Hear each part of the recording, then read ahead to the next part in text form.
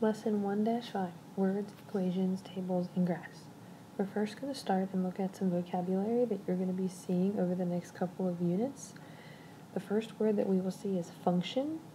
A function is a relation in which each member of the domain is paired with exactly one member in the range. A function rule is an operation performed on the domain to get the range. And then a function table lists the x and y coordinates and the rule. And you'll see these used later on in some of the examples.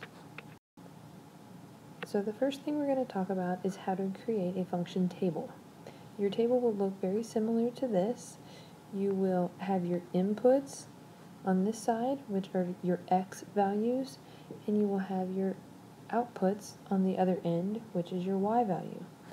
The rule is what you're doing to the x value to get the y value.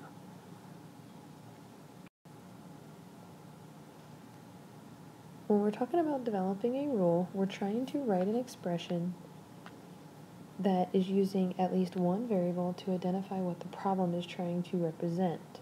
Or the rule also tells us what we're trying to do to the x value to get y. So let's look at the example. It says the navigation message from a satellite to a GPS in an airplane is sent once every 12 minutes. Create a rule to find the number of messages in 120 minutes, 180, 240, 300, etc. So we first need to identify some variables. The first variable should be t for the number of minutes.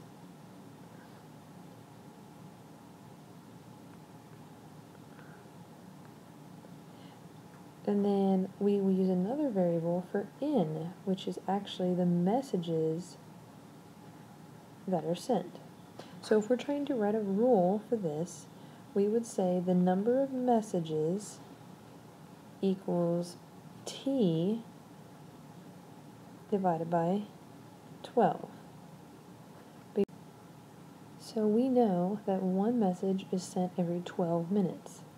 So then we can take whatever number of minutes we're trying to solve for and divide by 12 to figure out how many messages were sent.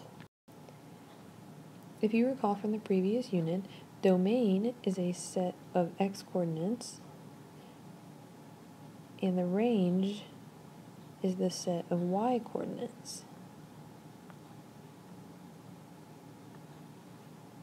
So if we had some ordered pairs like these below,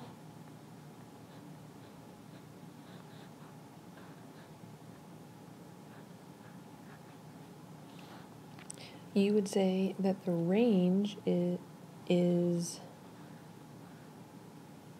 5, 2, and 1, and the domain is 3, 4, and 6.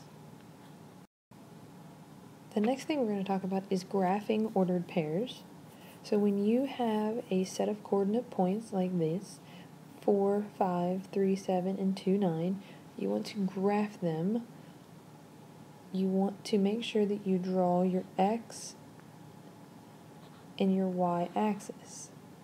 You always want to make sure that you have this arrow here because it represents that these lines go on and on forever. So we can just sketch our number representations,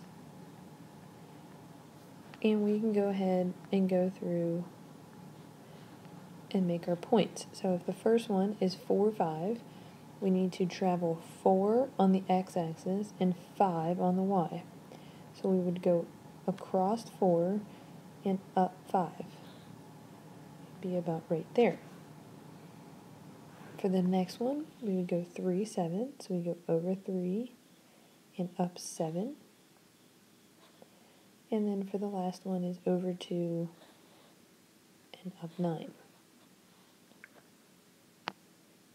And then you can connect these points to make your line.